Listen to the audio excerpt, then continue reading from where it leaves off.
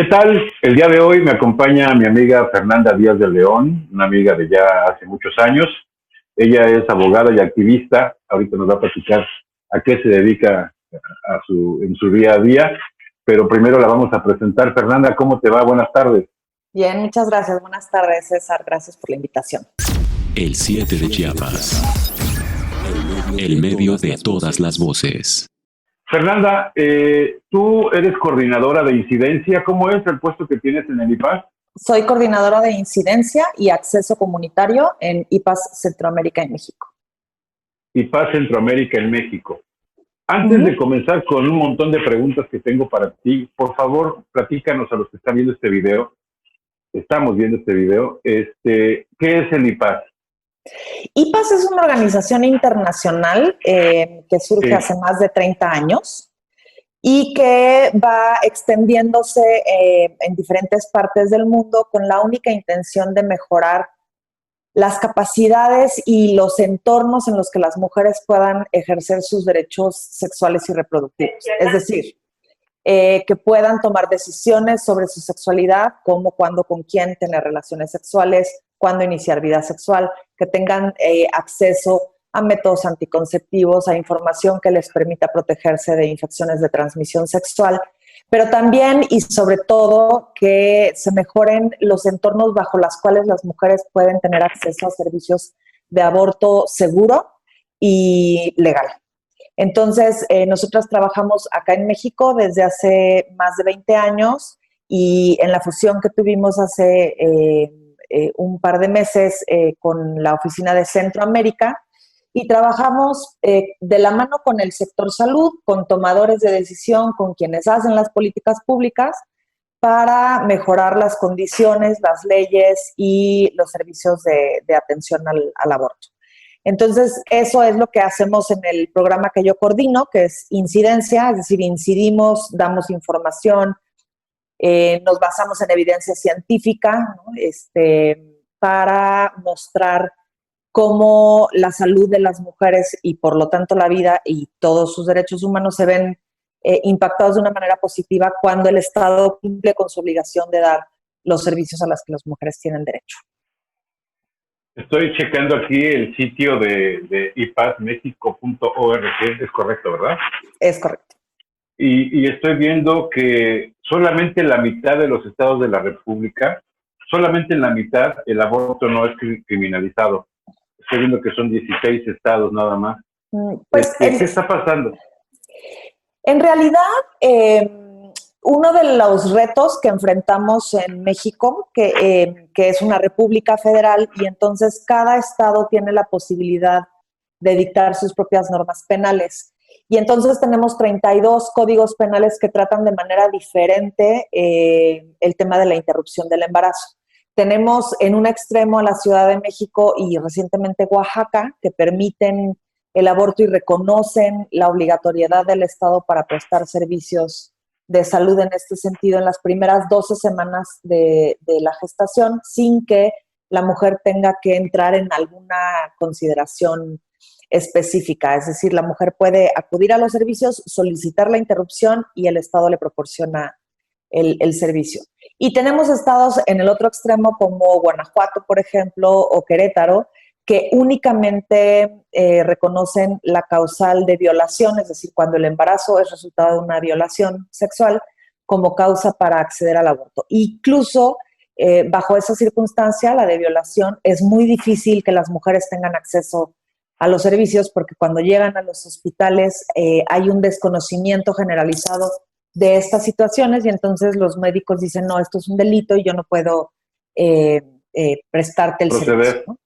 Y en el medio, digamos, te acabo de presentar los extremos, tenemos una diversidad de estados que contemplan más o menos causales para interrumpir el embarazo. En total en México, en los estados, tenemos la causal de violación, cuando el embarazo pone en riesgo la salud de la mujer, cuando pone en riesgo la vida, cuando el producto presenta malformaciones genéticas o congénitas graves, que pueden ocasionar como alguna complicación en la supervivencia o que incluso pueden tener una malformación que afecte su calidad de vida.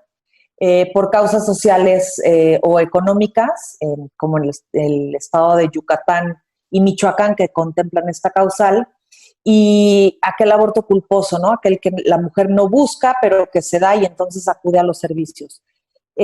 Tenemos incluso casos de mujeres que son criminalizadas por tener abortos espontáneos, llegan a los servicios en busca de atención post-aborto y el personal médico las denuncia, ¿no?, ante el Ministerio Público y se ven sometidas a toda una investigación cuando en realidad lo que tuvieron fue un aborto espontáneo. Entonces, en realidad el tema del estigma es un tema que se tiene que abordar seriamente cuando se habla de aborto, más allá de las leyes. Claro que las leyes son importantes, pero también habría que trabajar y habría que discutir sobre las circunstancias en las que las mujeres están interrumpiendo sus embarazos hoy en día en el país y en la región de Centroamérica, ¿no? En donde los servicios y las leyes no reconocen estos derechos, pero las mujeres de todas maneras siguen accediendo a las interrupciones de embarazo por diversidad de razones.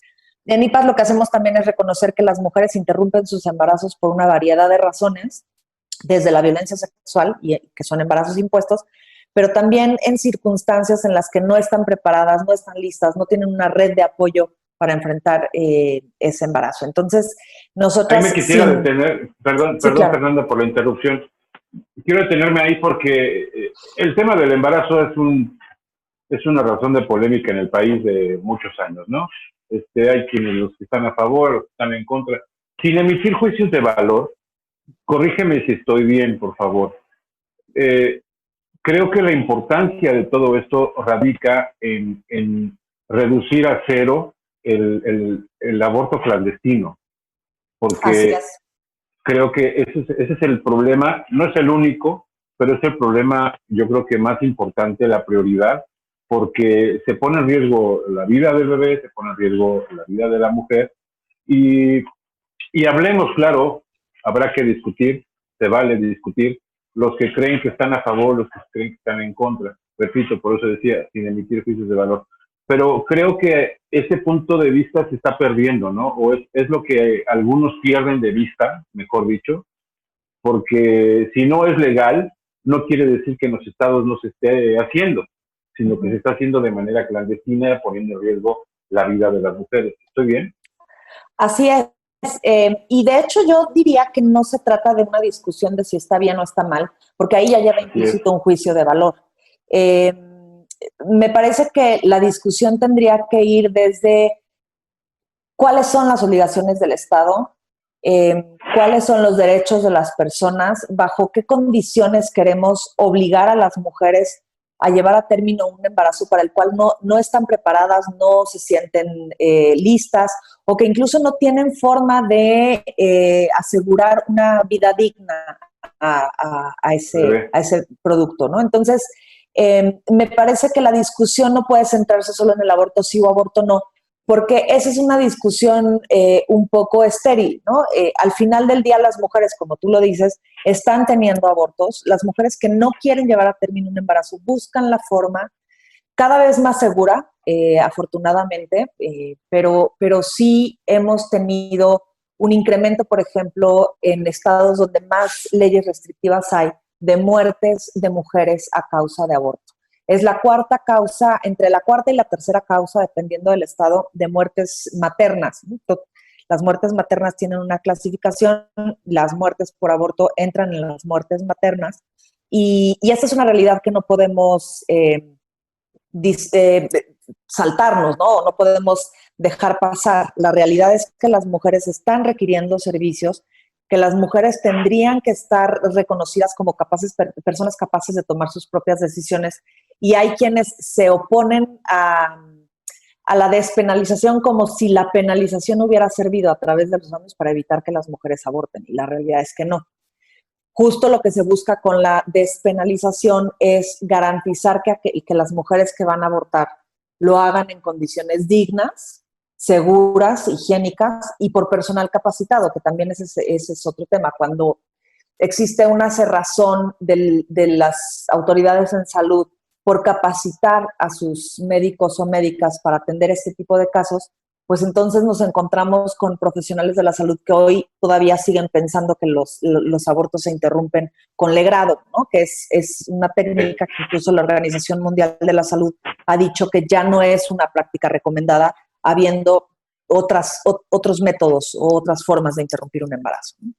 Y la experiencia de la Ciudad de México, y ahora esperamos que de Oaxaca próximamente, es que las mujeres acuden de manera responsable a los servicios, es decir, acuden en épocas muy tempranas, en etapas muy tempranas del embarazo, y las razones por las que interrumpen esos embarazos en las primeras 12 semanas es tan diversa como diversas son las mujeres, ¿no? Y como diversas son las circunstancias en las que vivimos las mujeres. Ahora, quien se opone al aborto, pues que no interrumpa un embarazo, ¿no? Sea la condición que enfrente.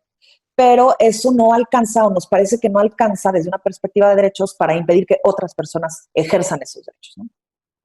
Completamente de acuerdo. Yo entiendo y coincido contigo con que la discusión no se debe limitar al aborto sí, aborto no. Coincido perfectamente.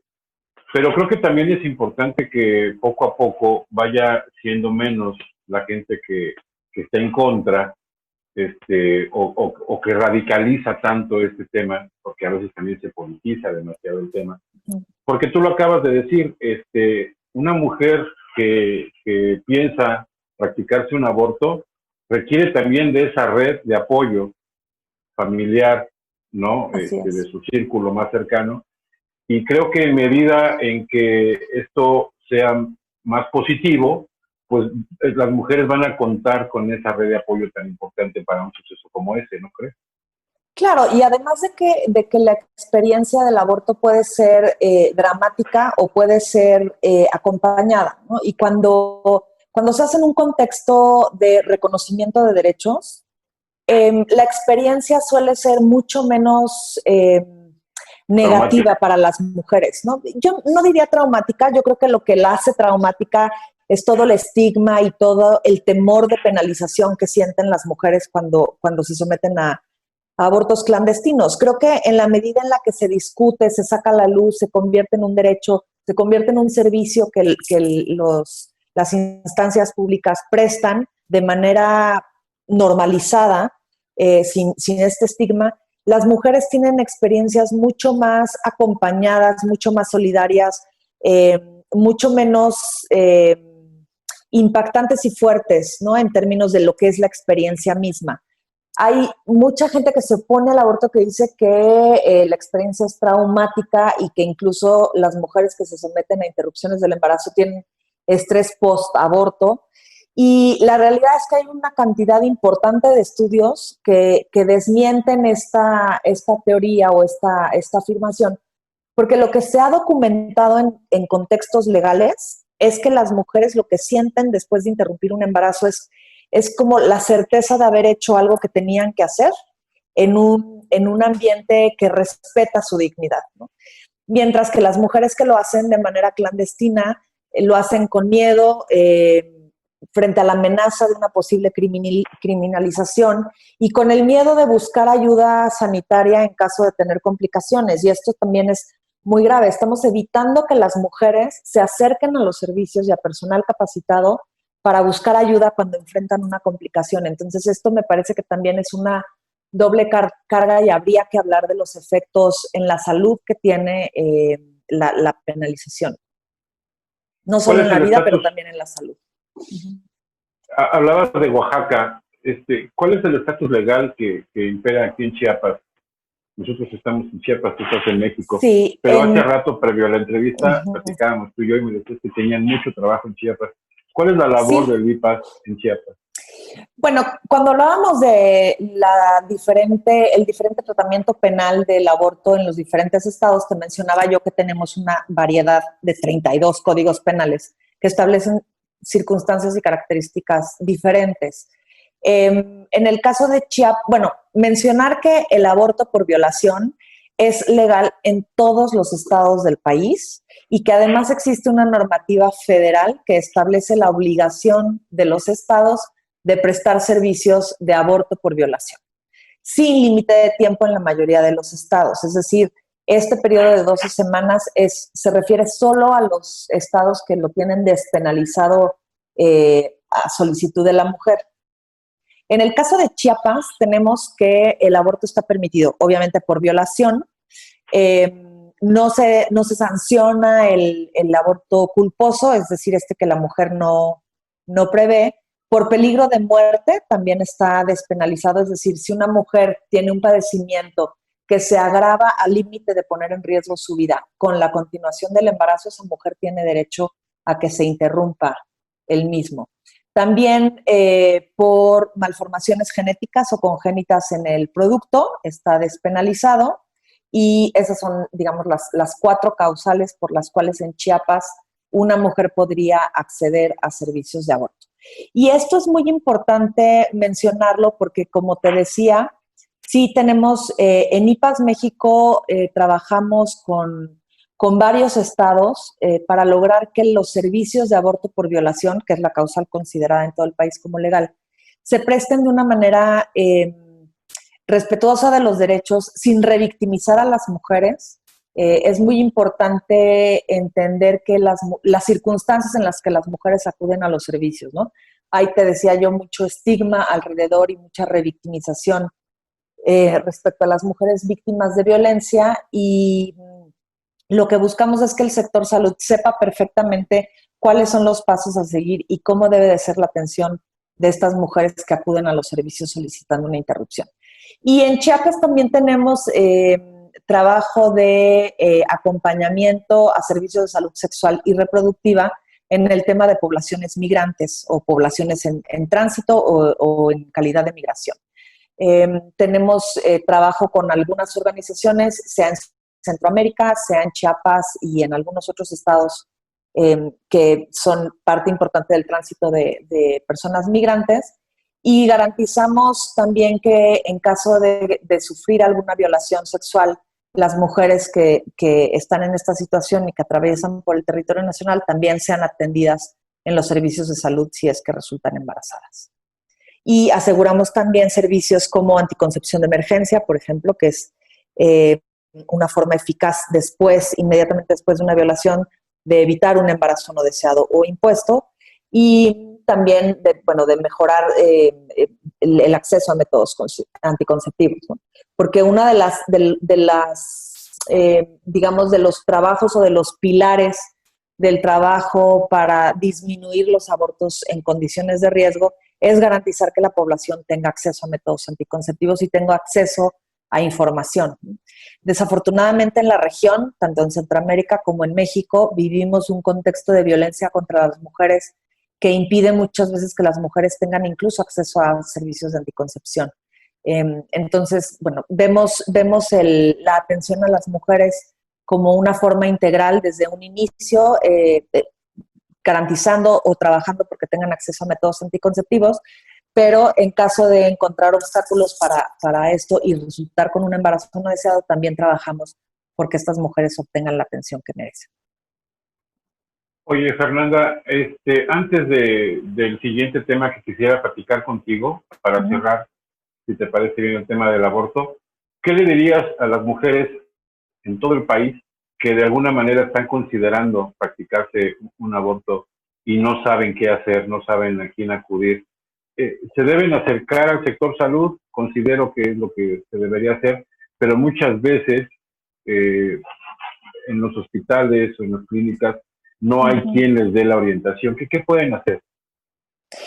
Lo que les recomiendo es que se acerquen a organizaciones de la sociedad civil, que se acerquen a la página de IPAS México. Ahí pueden encontrar información sobre en dónde pueden buscar servicios de acompañamiento también, de referencia. Incluso hay organizaciones como Fondo María, por ejemplo, que garantiza servicios de aborto legal en la Ciudad de México para las mujeres que viven fuera y que no tienen forma de viajar a la Ciudad de México, porque también es una realidad, ¿no? Hay mujeres que pueden viajar a la Ciudad de México o a Oaxaca y practicarse un aborto legal en las mejores condiciones, pero hay mujeres que no tienen esta posibilidad, ¿no? Ya sea porque no tienen quien cuide a los hijos, no pueden faltar al trabajo, porque no tienen los medios necesarios para realizar ese viaje. Entonces, en Fondo María también pueden apoyar y acompañar su desplazamiento y acceso y garantizar el acceso en la Ciudad de México. Es decir, organizaciones de la sociedad civil, habemos muchas, el movimiento Marea Verde, el movimiento de Marea Verde existe en casi todos los estados, y estas mujeres que integran el movimiento de Marea Verde también proporcionan información, saben en dónde pueden acceder las mujeres a los servicios, y hay información, ¿no? Y acompañamiento, porque muchas veces las mujeres también necesitan de un par que acompañe este proceso, que las escuche, que sepa de su decisión. Hay veces que las mujeres acceden a servicios de interrupción del embarazo sin siquiera comentarlo con su papá, con su pareja, con su mamá. Entonces, creo que es importante que toda la sociedad civil que trabaja para garantizar una atención de calidad, estamos ahí, tenemos páginas de internet, repito, la página de IPAS es ipasmexico.org, y ahí pueden también encontrar información y entrar en contacto y resolver dudas, y ahí podemos acompañarlas también en su búsqueda de servicios seguros. Siempre se ha dicho por ahí que la información es poder, pero aquí yo creo que aplica información en salud, ¿no? Porque totalmente. La información es la diferencia entre la vida y la muerte en este tema, ¿no? Para las mujeres. De acuerdo. Fernanda, otro tema que quería platicar contigo, no sé hasta dónde aplica con el tema del IPAS, el tema del PIN parental, ¿no? Corrígeme si estoy bien, entiendo que el PIN parental viene de España, de una iniciativa de un partido político español. Así es. Y se relaciona con el tema de que si tú tienes televisión por cable o un servicio de streaming de video, película, etcétera, una persona adulta tiene un PIN, que es un código de 4 dígitos, y ahí tú tienes un PIN para autorizar o no que tu familia, tus hijos menores de edad, tengan acceso a contenido al cual se le clasifica como contenido para adultos, ¿no? Así es. Y esto lo trasladan al tema de la educación y crean el PIN parental, donde tú tienes una especie de contraseña para que permitas o no que tus hijos, cuando están en la escuela, cuando estudian, se les puedan impartir, estaba leyendo por ahí, clases especiales con respecto a sexualidad y demás. ¿Estoy bien ahí más o menos? Sí, la idea de estas iniciativas que se han estado presentando, como tú dices, vienen de España. Es una iniciativa que presenta un partido en España y que tiene, digamos, incluso aprobaciones en aquel país, en algunas provincias, y es una estrategia que se ha replicado en México en algunos estados, y la intención es justamente esa, evitar o que los padres tengan una posibilidad de veto sobre la información que reciben sus hijos en las escuelas, y que tenga que ver con educación integral de la sexualidad. El único estado que ha aprobado y publicado esta reforma es el estado de Aguascalientes. Afortunadamente, tanto la Comisión Estatal de Derechos Humanos como la Comisión Nacional de Derechos Humanos, pero también una parte del Congreso que aprobó esa reforma, impugnó ya la ley, y está actualmente bajo estudio de la Suprema Corte. Entonces, la Suprema Corte tendrá que decir si este PIN o esta posibilidad de que los padres y madres se nieguen a que sus hijos reciban esta información es constitucional o no. Yo, considerando otros criterios de la Corte que tienen que ver con los derechos de la infancia, y aquí hay un tema muy importante. La mayoría de las personas creen que los y las menores no son titulares de derechos humanos. Existe toda una confusión entre los derechos civiles y políticos y los derechos humanos. Es cierto que una persona no puede votar y ser votada hasta los 18 años, que existen ciertas figuras jurídicas que pretenden proteger los derechos civiles de las personas menores de edad, por ejemplo, las tutorías, y que se impide que los y las menores hagan inversiones o tengan compras de bienes inmuebles o que celebren contratos. Esos todos son derechos civiles y son derechos políticos. Pero los derechos humanos no están sujetos a la titularidad de estos derechos. Y una persona adquiere derechos humanos desde el momento de nacer. Y los derechos humanos no establecen una edad para ser titular. Entonces, haciendo referencia a otros criterios de la Corte, No sé si tú recuerdas que en Chihuahua hace un par de años llegó a la corte el caso de una menor de edad que padecía de leucemia. Y el equipo de salud que la atendía desde hacía ya un tiempo recomendaba a la familia una transfusión de médula ósea como tratamiento. Y la familia se opuso por que practicaban esta religión de testigos de Jehová, que esta religión prohíbe este tipo de tratamientos. Entonces, la familia se negaba y entonces el personal de salud presentó un amparo y luego el amparo llegó a la Suprema Corte.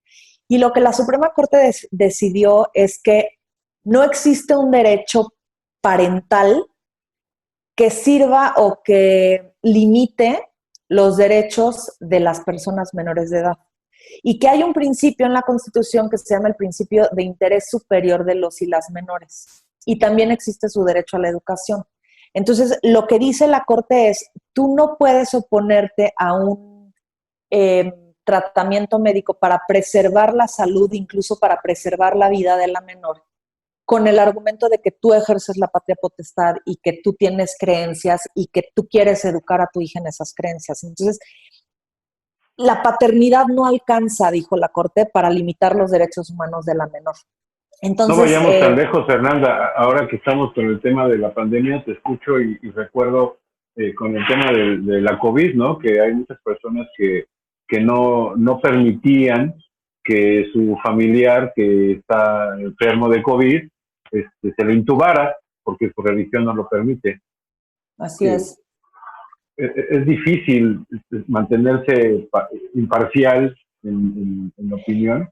Y aquí tiene que ver de nuevo con la decisión y con los derechos de la persona que está siendo sujeta del tratamiento, ¿no? Si la persona firmó o si la persona desde antes tenía un acuerdo de voluntad en el que decía, yo no quiero que me intuben sea cual sea la circunstancia, yo no quiero vivir con soporte médico, entonces esa decisión es la que se tiene que respetar, aunque la familia quisiera que la intubaran, ¿no?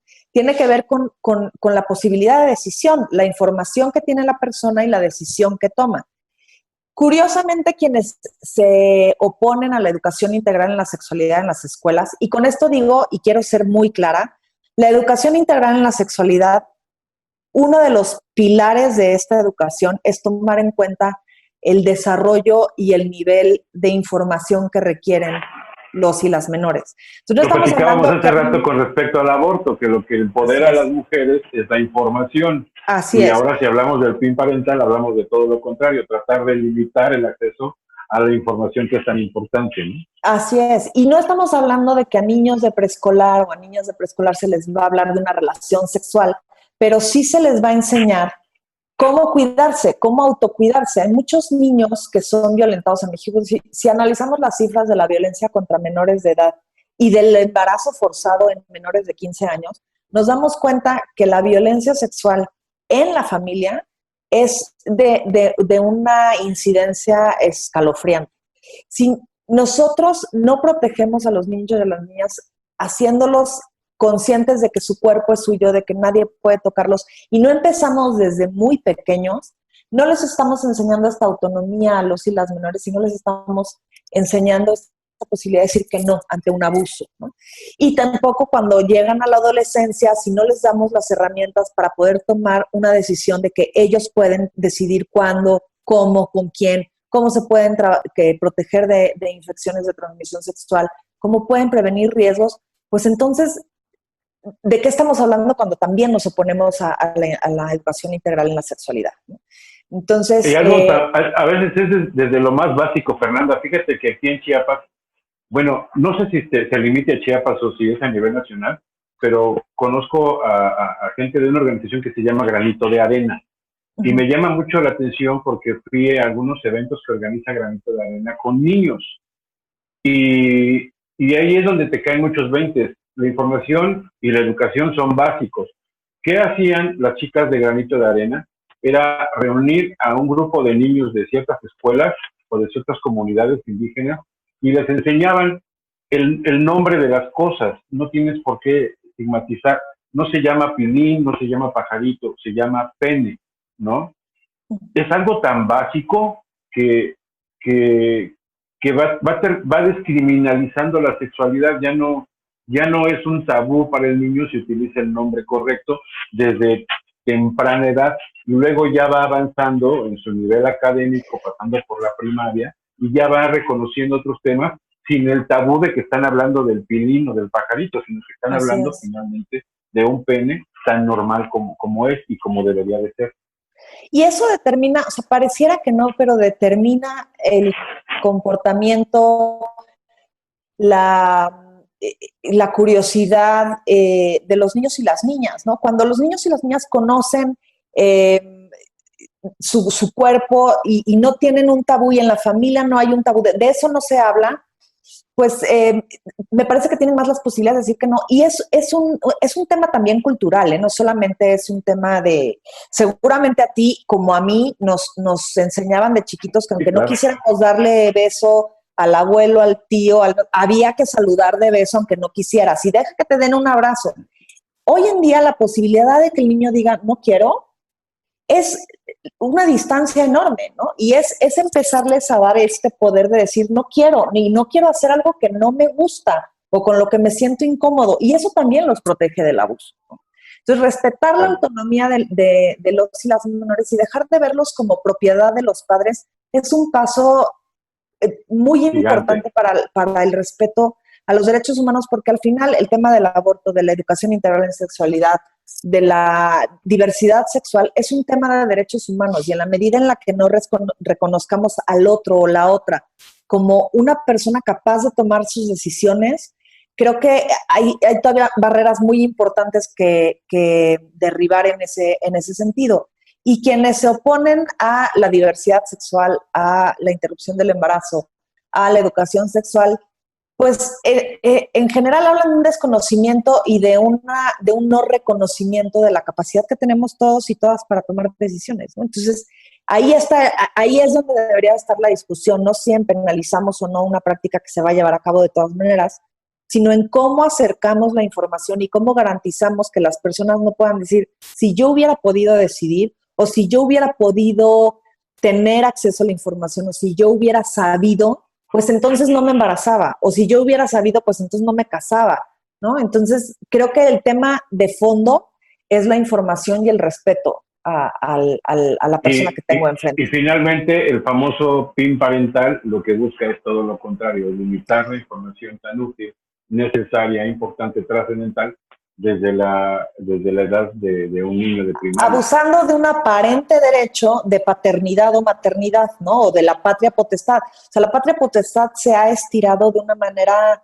escandalosa en países de la región, ¿no? O sea, bajo el argumento de yo soy quien ejerce la patria potestad, yo suplo las decisiones de mi hijo o mi hija menor de edad, cuando en realidad tenemos que movernos hacia un lugar en donde los veamos y las veamos como personas que pueden, con la información adecuada a su edad, tomar decisiones, como si le quiere dar o no un beso al tío cuando llega a una comida familiar, o cuando si quiere o no iniciar vida sexual, ¿no? Si a una mujer la acostumbramos, a una niña la acostumbramos a que no puede negarse a dar un beso a una persona que no le agrada o que no le inspira confianza, ¿cómo esperamos que esa menor se niegue a tener una relación sexual bajo presión con su novio, ¿no? Y si lo ponemos en un contexto de violencia, pues se complica un poco más. Fernanda Díaz de León, te agradezco muchísimo, súper útil toda la información que acabas de compartir con nosotros. Muchas gracias, César. Gracias por el espacio, y acá estamos cuando quieras platicar. Muchísimas gracias, cuídate. Saludos. Saludos hasta la Ciudad de México. Bye. El 7 de Chiapas. El medio de todas las voces.